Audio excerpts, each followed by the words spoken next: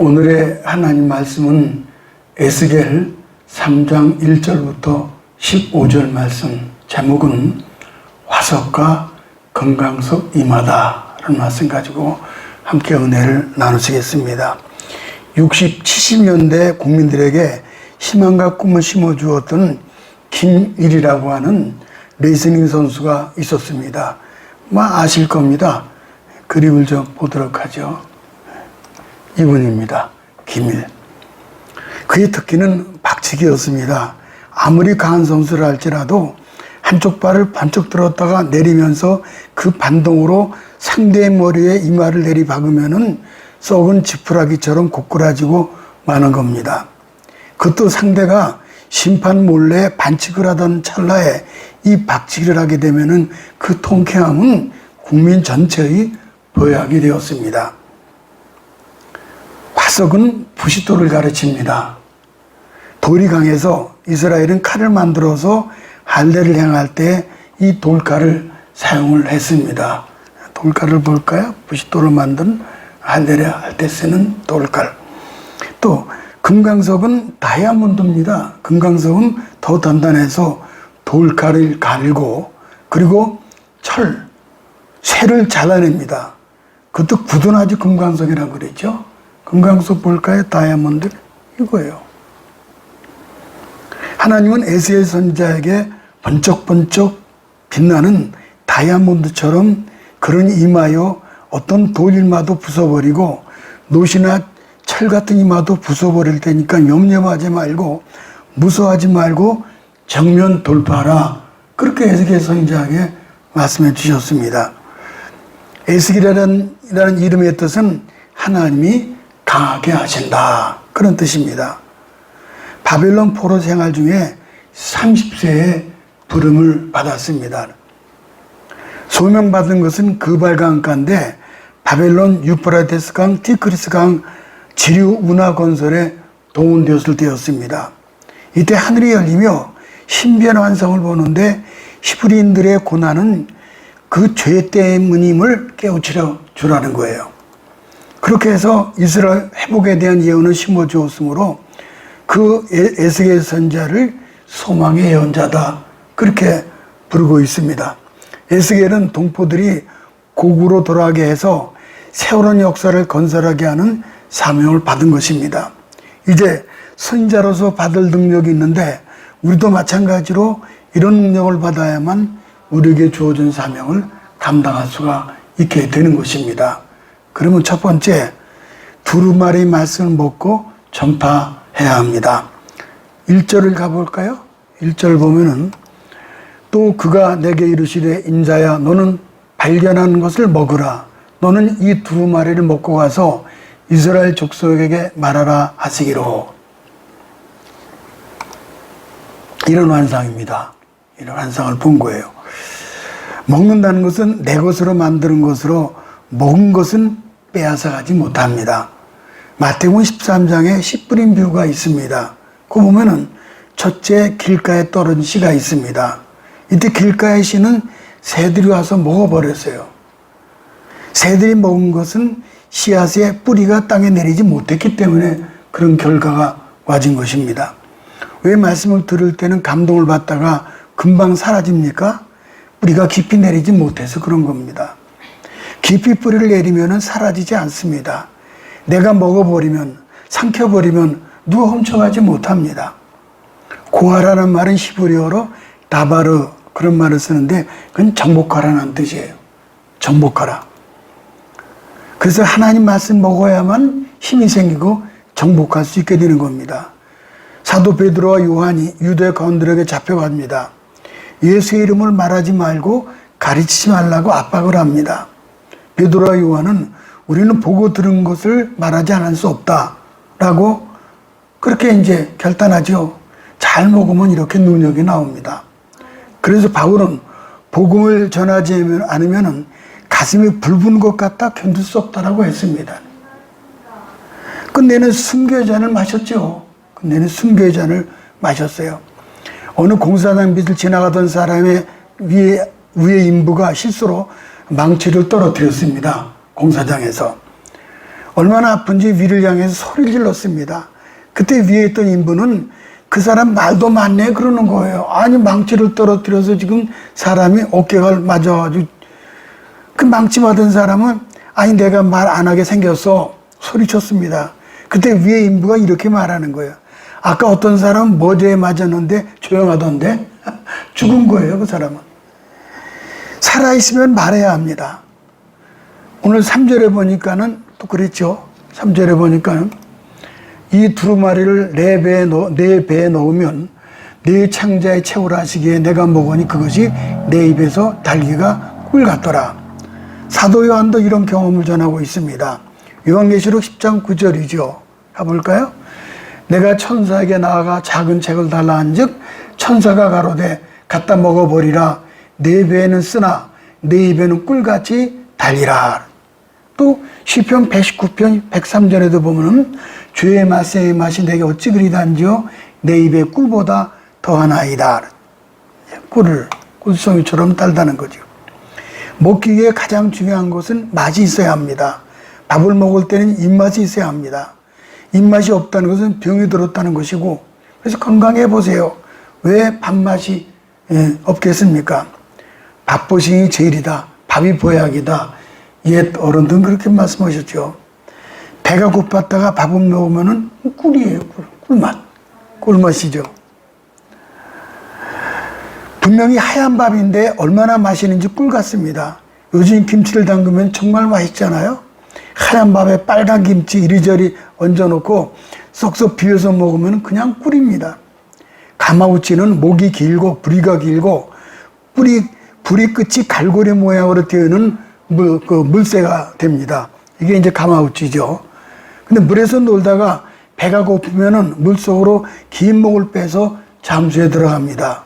물속으로 잠수해서 물속에서 놀던 물고기들은 잡아서 먹고 살아갑니다. 중국의 계림 지방이나 일본 등지에서 가마우치 낚시가 아주 성행하고 있습니다.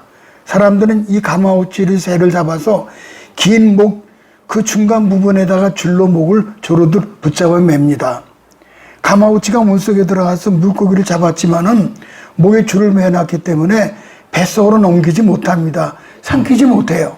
그러면 주인이 그 목구멍에 걸려있는 큰 물고기를 꺼내어서 자기 바구니에 담습니다. 이런 모습이죠. 이런 모습. 그렇게 해서 가마우치는 쉴 틈 없이 물고기를 잡아서 주인에게 갖다 바칩니다. 그 다음에 주인은 식사 시간에 가마우치의 목줄을 풀고 작은 물고기 몇 마리를 던져줍니다. 우리의 신앙이 가마우치 신앙이 되면 안 됩니다. 성경 구약 39권, 신약 27권 모두 먹어 삼켜야 합니다. 그래야 힘이 생기는 거예요.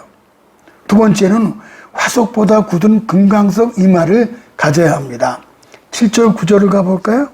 보면은 이스라엘 족속은 이마가 굳고 마음이 굳어 내 말을 듣고지 아니하리니 이는 내 말을 듣고지 아니함이니라.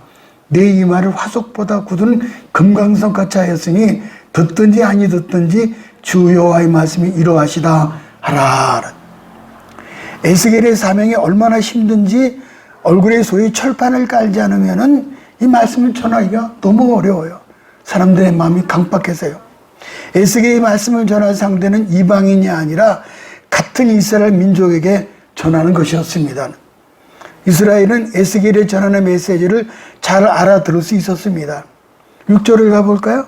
보면은 너를 언어가 다르거나 말이 어려워 내가 그들의 말을 알아듣지 못할 나라들에게 보내는 것이 아니니라. 내가 너를 그들에게 보냈다면 그들은 정녕 네 말을 들었으리라. 무슨 말씀입니까? 언어가 다른 민족에게 이 말씀을 전했더라면 그들은 들었을 것이라는 거예요. 이것은 곧 에스겔에 주어진 사명을 너무 가볍게 보지 말라는 말씀입니다. 에스겔이 자신이 제사장 집안의 아들이고 하나님께 선자로 택함받았다고 해서 자만하지 말라는 겁니다. 내 민족에게 전하는 것이니까 가볍게 생각하지 말라는 거예요. 복음을 전할 때 곧 사단과 영적 전투를 한다는 것을 우리는 잊지 말아야 합니다. 예수님이 70명의 제자들을 각처로 보내어 전도하게 하셨는데 70명이 돌아와 보고할 때였습니다. 예수님께서 말씀하시기를 누가복음 10장 18절에 보니까 이렇게 말씀하시죠. 70인이 기뻐 돌아와 가로되 주여 주의 이름으로 귀신들도 우리에게 항복하더이다. 예수께서 이르시되 사단이 하늘로서 번개같이 떨어지는 것을 내가 보았노라. 자, 이 그림을 좀 보죠. 사단. 제자들은 귀신들도 항복시키고 사단도 떨어뜨리는 권세를 가진 것입니다. 며칠 전 구포시장에 갔다가 한 전도자를 만났습니다. 어느 교회 여집사님이었는데 배낭을 지고 그 안에 전도지와 사탕을 가득 담고 묵묵히 복음을 전하는 것이었습니다. 지금이 어떤 시기입니까? 코로나로 인해서 사람 만나는 것, 대화가 금지된 어려운 시절입니다. 마스크를 쓴 채 묵묵히 쭉 늘어선 가게마다 주인에게 상냥하게 눈인사를 하면서 전도를 하는 것을 보았습니다. 그리고 돌아서서 수많은 인파 속에서 마주치는 사람마다 그 사탕 달린 전도지를 나눠주는 것이었습니다. 더러는 외면한 사람도 있었지만은 이마가 금강석이 되어서인지 받든지 거절하든지 묵묵히 전하는 것이었습니다. 저도 그 집사님 같은 달란트를 받아서인지 희망의 편지를 만들어서 유튜브로 또 편지로 전하고 있습니다. 주일 오후가 되면은 늘 거리로 나가 전도하는 한 그리스도인이 있었습니다. 근데 어느 날 비가 옥수까지 쏟아지기 때문에 주일 오후 비도 오고 그러니까는 너무 피곤하니까는 자기 집 서재에 조용히 쉬고 있었습니다. 그때 11살 될 아들이 아버지가 집에 계신 거 보고 놀라면서 물었습니다. 아빠 오늘은 왜 전도하지 않아? 비가 너무 많이 오기 때문에 그렇구나. 아빠 그럼 비가 오는 날에는 하나님께서 사람들 구원하지 않으시나요? 놀란 그 아들에게 설명해 줬습니다. 비가 많이 오를 때는 거리에 사람이 별로 없단다. 게다가 아빠는 지금 피곤하거든. 아빠 그렇다면은 제가 아빠 대신 나갈게요. 이러는 거예요. 아들의 친절한 모습을 본 그는 전도지를 주면서 조심히 다녀오너라. 그렇게 이제 얘기를 했습니다. 소녀는 이제 비가 오는 날 아마 우산 쓰고 갔겠죠. 어느 집을 찾아가서 문을 두드렸습니다. 누구십니까? 그랬더니 침통한 표정의 나이 많은 여인이 문을 열었습니다. 소녀는 얼굴에 큰 웃음을 띠고 공손히 말했습니다. 저는 아주머니에게 복음을 전해드리러 왔습니다. 기쁜 소식을 전해드리러 왔습니다. 얼마 후 주일 예배 시간에 찬송과 기도 후 목사님께서 주님의 은혜를 간증하고 싶은 분은 그런 분이 계시면은 지금 간증해 주시기 바랍니다. 미국은 그렇거든요. 예배가 끝난 다음에는 자기가 잠시 간증하고 싶은 분은 나와서 간증을 하세요. 그렇게 합니다.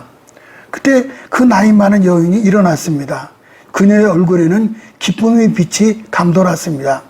저는 남편과 아들이 잃어버린 후 인간의 모든 고통을 맛보았습니다. 오랜 갈등 후 저는 자살을 결심을 했습니다. 비가 많이 오던 날 목을 맨 준비를 하고 있는데 갑자기 문을 두드리는 소리가 났습니다. 문을 열어보니 거기에는 작은 천사가 서 있었습니다. 그는 저에게 전도지 한 장을 건네주었습니다. 그것을 읽으면서 저는 하나님께서 저를 버리지 않으셨다는 것을 알았습니다. 그래서 오늘부터 용기를 갖고 새롭게 살기로 결심을 했습니다. 그리고 예배드리러 나온 거예요. 나에게 전도지를 건네준 그 작은 천사에게 참으로 감사를 드립니다. 그걸 전하고 싶다는 거예요. 참 이런 기적이 있어요. 마지막 세 번째, 성령으로 복음 전파와 권능이 나타나지요. 둘로 좀 나누도록 하겠습니다. 첫째는 주의 영에 사로잡혀야 복음이 전파됩니다. 12절 상반절을 가볼까요? 보면은 때 주의 영이 나를 들어 올리시는데, 주의 영이 나를 들러 오신 에스겔을 들어 올리지요. 에스겔은 주의 영의 들림을 받아서 이제 사명을 이루게 되죠. 사도행전 8장에 보게 되면 7집사 중 하나인 빌립이 사마리아에 나가서 복음을 전했습니다. 빌립 집사님이 전했어요. 사마리아 교회가 엄청나게 부흥하자 사도 베드로와 요한이 달려가서 안수하니까 성령이 또 강하게 임재했습니다. 그런 어느 날 갑자기 주의 사자가 빌립에게 나타나 이렇게 명령을 내립니다. 사도행전 8장 26절이죠. 보면은 주의 사자가 빌립도 이리로 가로되 일어나서 남으로 향하여 예루살렘에서 가사로 내려가는 길까지 가라 하니 그 길은 광야라. 빌립 집사님 순종해서 가사 광야길로 내려갑니다. 그때 예배드리고 돌아가던 에티오피아의 내시 그 재무장관이 병거를 타고 이사야 53장을 읽고 있었습니다. 성령이 빌립도로 이르되 병거에 가까이라 하셨고 이어 빌립 집사님은 있는 것을 깨닫습니까? 그래 묻지요. 그러자 그 에티오피아의 내시, 국고를 맡던 내시가 하는 말이 지도하는 자가 없으니까 어떻게 알겠습니까? 참 용기 있는 집사님이고 겸손한 장관이었습니다. 빌립 집사님은 고난당하신 예수님을 전했습니다. 그것이 이사야 53장 7절이죠. 볼까요? 그가 곤욕을 당하여 괴로울 때에도 그 입을 열지 아니하였으며 털 깎는 자 앞에 잠잠한 양같이 그 입을 열지 아니하였도다. 그러니까 거기 성경을 보게 되면은 이 글에서 시작하여 예수를 가르쳐 복음을 전했어요. 그리고 이사야 53장은 그가 찔린 우리의 홍을 인하며 참 그거 아닙니까? 예수님이 오셔서 고난당하시는 그걸 말씀을 다 복음을 전해 듣고 나서 그 내시는 그 장관은 구원받았으니 이제는 가다가 물 있는 곳에 가서 침례 받으면 무슨 거리낌이 있느뇨 하고선 침례를 받습니다. 그림을 좀 볼까요? 이렇게 이건 그냥 마치 한 병거입니다. 병거에 이제 내시하고 빌립 집사님이 이사야 53장을 이제 그 이글에서 시작하여 예수를 가르쳐 복음을 전하고 그러면 침례까지 받고 이제 근데 여기서 이때 영적인 일이 또 생깁니다. 사도행전 8장 39절을 가볼까요? 보면 이렇게 돼 있어요. 둘이 물에서 올라갈 때 침례를 받고 나서 주의 영이 빌립을 이끌어간지라 내시는 흔연히 길을 가므로 그를 다시 보지 못하니라. 빌립은 아수도에 나타나 여러 성을 다니며 복음을 전하고 가이사라에 이르니라. 그랬어요. 지도를 좀 볼까요? 지도 이렇게 봐요. 그러면은 이스라엘 지도를 보면은 블레셋 도시가 지중해 해변을 끼고 있는데 그것은 두루 다니며 복음을 전한 겁니다. 보면은 여기 볼까요? 여기는 이제 여기가 예루살렘이 여기거든요. 예루살렘에서 이제 일어나 그 가사로 내려가는 길 가라. 이 가사가 여기입니다. 지금 이게 블레셋 땅이죠. 가사, 아스글론, 아스도 쭉쭉쭉 있죠. 이렇게. 그런데 이제 이 길이 어디냐면은 에티오피아 내시가 가사로 해서 해변길을 따라서 이집트로 내려가서 이제 에티오피아로 가게 되는 거죠. 그 해변길입니다. 그것이. 그런데 성령에 감동받은 빌립 집사님이 가사에 내려가다가 이제 에티오피아 내시에게 복음을 전하고 그 다음에는 아스글론, 아스도 쭉 올라가면서 복음을 전하는 거예요. 쭉 다니면서요. 이 블레셋 땅을. 그러고 나서 요파를 거쳐가지고 가이사라까지 도착을 합니다. 이 가이사라는 우리가 잘 아시는 대로 백부장 고넬료가 있었던 곳이고 또 요파라는 것은 다비다 혹은 도르가라고 하는 그분이 죽었어요. 그래서 사도 베드로가 가서 살려주죠. 그때 이제 그 피장 시몬의 집에서 기도하다가 그 고넬료를 이제 집에 가서 설교하라 해서 갔던 내용이 여기다 있죠. 이 해변길입니다. 이게 전부 다. 그래서 빌립 집사는 가이사라에 이르러 거기 살면서 시집가지 않은 딸 넷을 두었는데 모두 예언자가 되었더라. 이 가이사라에 그렇게 되어 있어요. 이 가이사라에. 이렇게 주의 영에 이끌려 사는 사람들은 복음 전파의 일꾼이 되는 것입니다. 조선시대에 장티부스가 퍼져 많은 사람들이 고생하던 때가 있었습니다. 언더우드 선교사님은 사람들의 상태가 걱정이 되어서 병원을 돌아다니며 간호하고 사람들을 돌보았습니다. 하루는 시장에서 장사를 하러 가던 한 여인이 병원으로 들어가는 그 커다란 서양인을 보고 사람들에게 물어보았습니다. 도대체 저 이상하게 생긴 양반은 누굽니까? 그랬더니 조선 사람을 사랑하는 예수쟁입니다 하더이다 그러는 거예요. 예수쟁이라는 거예요. 조선 사람을 사랑하는. 이 여인은 누군가 하니 신화순 나중에 권사님이 됐지만 신화순 권사님인데 그 아름다운 헌신의 모습을 보고 예수 믿기로 작정을 하고 다른 선교사님에게 복음을 전해 듣고 믿음을 가진 뒤 경기도 행주에서 100명이나 전도해서 교회를 세웁니다. 그때 너무 감사해서 그 처음 만났던 뭐 대화도 안 했지만은 이제 그 모습을 보고서는 언더우드 선교사님 초대를 했습니다. 권사님이 간증하기를 제가 전도받고 교회 시작은 처음 시작은 바로 언더우드 당신이요.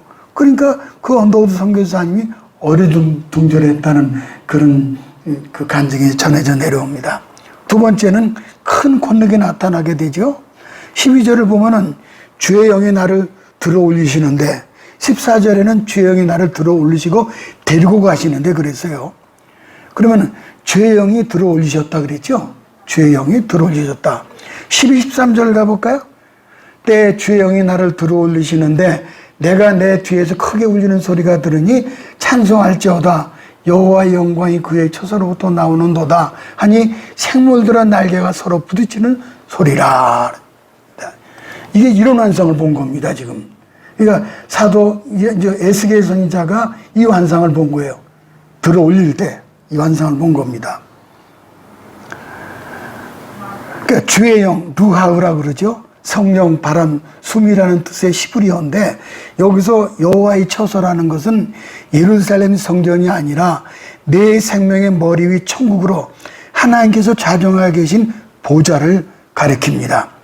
처음에 주의 영이 에스겔에게 하나님의 영광의 찬송소리를 듣게 하셔요. 여기서 이제 소리가 듣게 하시죠. 하나님의 영광의 소리를. 이것은 에스겔이 앞으로 사명을 감당하는 데 있어서 오직 하나님의 영광에서 일하라는 겁니다. 성령께서 사람이 영광받고 사람이 존경받도록 인도하시지 아니한다는 사실을 깨달으시기 바랍니다. 그러므로 만약에 어떤 자리에 사람이 영광받는 자리가 있다면 그런 경우가 있죠. 그럴 때는 성령께서 인도하시는 자리가 아님을 깨닫고 속히 그 자리를 떠나야 합니다. 하나님의 영광은 그 빛을 의미하며 하나님 빛은 예수 그리스도를 말씀합니다. 요한복음 8장 12절에 나는 세상의 빛이 나를 따르는 자는 어둠에 다니지 아니하고 생명의 빛을 얻으리라. 그러므로 하나님 영광을 나타내는 것은 오직 예수 신앙으로 전신갑주 무장을 하라는 것입니다. 크게 두 번째 또 보니까는 주의 영은 에스겔을 어디로 인도합니까? 두 번째 이제 영으로 이끌어가는 거예요. 15절 마지막에 보니까는 이에 내가 데라비브에 이르러 그 사로잡힌 백성 곧 그발 강가에 거주하는 자들에게 나아가 그 중에서 두려워 떨며 7일을 지내니라. 자, 이것이 보게 되면은 이제 여기가 바벨론이고 유프라테스 강, 티그리스 강이고 맨 아래쪽 내려가면 바벨론이 있고 그다음에 이제 여기 그발 강이 여기 있어요. 근데 이것은 아마 느부갓네살 당시에 성을 쌓기 위해서 이제 이 운하를 받던 것 같다고 이제 학자들은 말씀하고 있습니다. 여기서 이제 그로 데려간 거죠. 데라빕은 그발 강가에 있는 포로들의 집단 거주 지역이었습니다. 에스겔은 근심하며 분한 마음으로 갔다는데 이것이 바로 인간의 내면의 모습으로 왜 그렇게 됐습니까? 이스라엘 백성들에게 말씀을 전해야 하는 것이 두려웠기 때문이다. 또 하나는 자신들의 죄를 회개할지 모르는 백성들을 보고 분이 일어난 겁니다. 그러나 14절 끝에 보니까 이렇게 돼 있죠. 14절 끝에 보면은 내가 근심하고 분한 마음으로 가니 여호와의 권능이 힘있게 나를 감동시키시더라. 성령의 인도하심 받아도 걱정과 분도 낼 수 있습니다. 그래서 매 순간 성령의 감동을 받아야 합니다. 미국의 캔드릭 선교사에 대해서 이제 마지막 예정을 들겠습니다. 이 캔드릭 선교사는 마치 에스겔 선지자처럼 화석과 금강석 이마를 가진 분으로 부모님에게 마지막 편지를 이렇게 보냈습니다. 이 글이 나와 있죠. 이 글이에요. 아버지 어머니 이곳 조선 땅은 참으로 아름다운 곳입니다. 복음에 대한 열정으로 보아 몇십 년이 지나면은 이것은 예수님의 사랑이 넘치는 곳이 될 것 같습니다. 저는 복음을 듣기 위해 20km를 맨발로 걸어오는 어린아이를 보았을 때 그들 안에 있는 하나님의 사랑 때문에 오히려 위로를 받았습니다. 자, 이 선교사님이 세운 그 교회고 이제 그런 복음을 전한 것이죠. 그러나 한편 탄압이 점점 심해지고 있습니다. 그저께 예수 영접한 지 일주일도 안 된 3명이 순교를 했고 토마스, 제임스도 순교를 했습니다. 선교본부에서 철수 지시가 있었지만 조선인들과 숨어서 예배드리고 있습니다. 그들은 모두 순교할 작정인가 봅니다. 오늘 밤은 유난히도 고향으로 돌아오고 싶습니다. 아버지, 어머니, 어쩌면 이 편지가 마지막이 될 수도 있습니다. 그러나 저는 이 땅에 저희 심장을 묻겠습니다. 이것은 제가 조선을 향해 가지는 열정이 아니라 하나님께서 조선을 향해 가진 열정이라는 것을 알았습니다. 1908년 26세의 나이로 순교한 캐드리 선교사님이 부모님에게 보낸 편지입니다. 조선시대 말 박해로 순교한 양아진 묘비에 가게 되면은 이렇게 글이 써 있어요. 내게 천의 생명이 주어진다 해도 조선에 바치리라. 아, 참, 보세요. 캐드리. 내게 천의 생명이 주어진다 해도 조선에 바치리라. 에스겔과 같은 금강석 이마로 마귀 권세 깨트림으로 이 땅에 소망의 예언자가 다 되시기를 주님의 이름으로 축원합니다.